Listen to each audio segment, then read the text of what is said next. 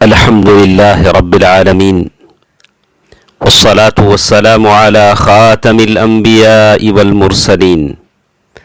وعلى آله وصحبه ومن تبعهم بإحسان إلى يوم الدين اما بعد۔ محترم حضرات و خواتین، اللہ تعالیٰ کا فضل و کرم ہے کہ سورۃ البقرہ آیت نمبر 30 سے 34 تک ہمارے ساتھ ہے۔ اسی آیت کی تفسیر اللہ تعالیٰ کی توفیق سے ہم سنتے ہیں۔ اللہ تبارک و تعالیٰ نے ان آیتوں میں فرمایا، فرشتوں سے کہا انی اعلم، یعنی میں جانتا ہوں کہ یہ خلیفہ کون ہے، ما لا تعلمون، جو تم نہیں جانتے، کیونکہ تمہاری بات تو گمان پر مبنی ہے، کیونکہ تمہارا کلام تو ظن اور گمان پر مبنی ہے، جبکہ میں ظاہر و باطن کا علم رکھتا ہوں۔ مجھے معلوم ہے کہ اس خلیفے کی پیدائش سے جو خیر اور بھلائی حاصل ہوگی وہ اس شر سے کئی گنا زیادہ ہے جو اس کی تخلیق میں مضمر ہے، اور اس میں یہ بات بھی نہ ہوتی تب بھی اللہ تعالیٰ کا یہ ارادہ کہ وہ انسانوں میں سے انبیاء، صدیقین، شہداء اور صالحین کو چنے، اس کی نشانیاں مخلوق پر واضح ہوں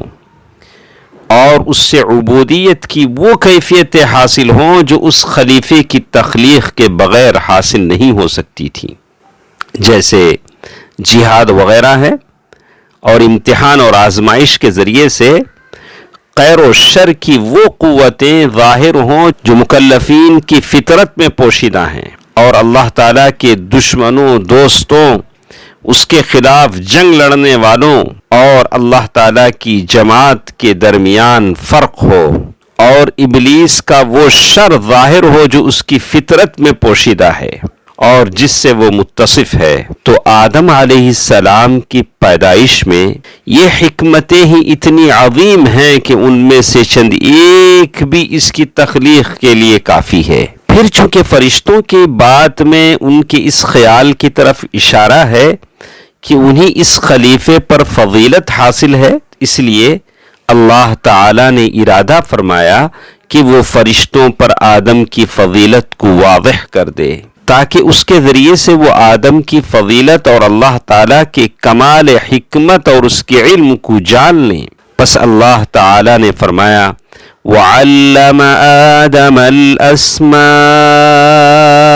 كُلَّهَا، یعنی اللہ تعالیٰ نے آدم علیہ السلام کو تمام چیزوں کے نام اور ان کے مسمى کا علم عطا فرما دیا۔ پس اس نے اسے اسم اور مسمى دونوں کی تعلیم دی، یعنی الفاظ اور معانی دونوں سکھا دیے، یعنی یہاں تک کہ ناموں میں سے بڑے اور چھوٹے کے درمیان کے فرق کو بھی واضح فرما دیا۔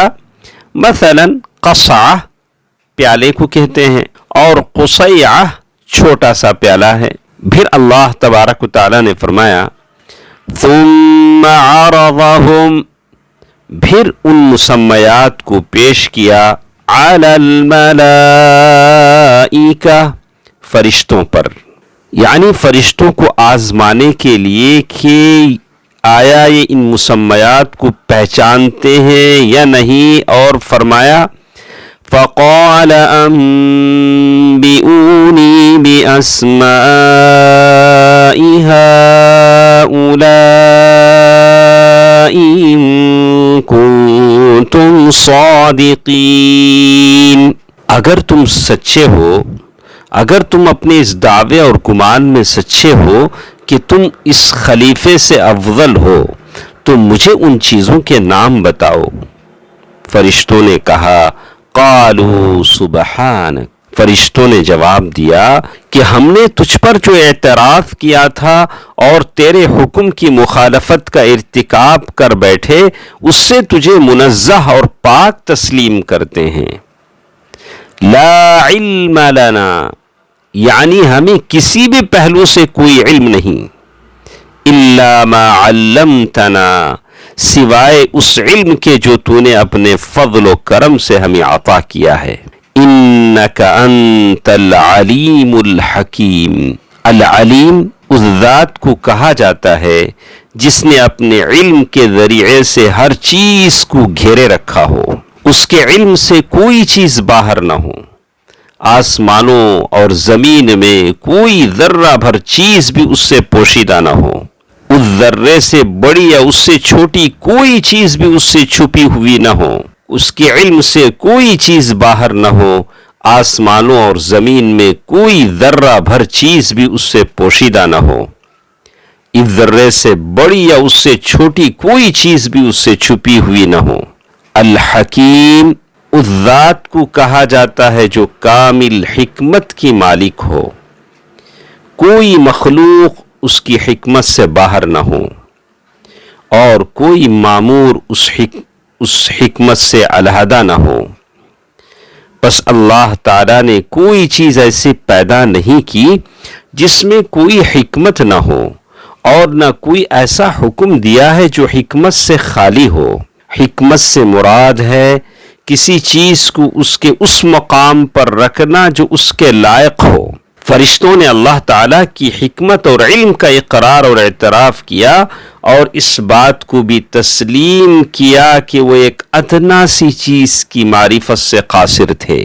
انہوں نے اس حقیقت کا بھی اعتراف کیا کہ ان پر اللہ تعالیٰ نے فضل کیا اور انہیں وہ کچھ سکھایا جو وہ نہ جانتے تھے۔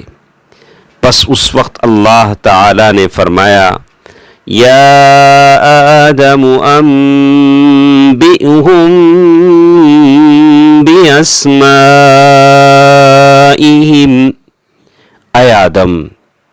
ان کو ان کے ناموں کی خبر دو، یعنی ان تمام مسمیات کے ناموں کے بارے میں آگاہ کرو جن کو اللہ تعالیٰ نے فرشتوں کے سامنے پیش کیا تھا، اور فرشتے ان کے نام بتانے سے قاصر رہے۔ فَلَمَّا أَنبَأَهُمْ، جب آدم علیہ السلام نے فرشتوں کو ان ناموں سے آگاہ کیا تو ان پر آدم کی فضیلت ظاہر اور اس کو خلیفہ بنانے میں اللہ تعالیٰ کی حکمت اور اس کا علم ثابت ہو گیا۔ اللہ تعالیٰ نے فرمایا، قال ألم قل لكم إني أعلم غيب السماوات والأرض، اللہ تعالیٰ نے فرمایا، کیا میں نے تم سے نہیں کہا تھا کہ میں آسمانوں اور زمین کی چھپی چیزوں کو جانتا ہوں؟ غیب سے مراد ہر وہ چیز ہے جو ہم سے اوجھل ہو اور ہم اس کا مشاہدہ نہ کر سکتے ہوں۔ جب وہ غائب چیزوں کا علم رکھتا ہے تو مشہودات حاضر کو وہ بدرجہ اولا جانتا ہے۔ وَأَعْلَمُ مَا تُبْدُونَ وَمَا كُنْتُمْ تَكْتُمُونَ، یعنی میں جانتا ہوں اس چیز کو جسے تم ظاہر کرتے ہو اور جو کچھ تم چھپاتے ہو۔ اور کچھ باتیں اسی آیات کی روشنی میں ہمارے ساتھ ہیں، انشاءاللہ کل کے درس میں ہم اس کو پڑھیں گے۔ اللہ تعالی بہتر بات سننے اور عمل کرنے کی توفیق دے، آمین۔ والسلام علیکم ورحمۃ اللہ وبرکاتہ۔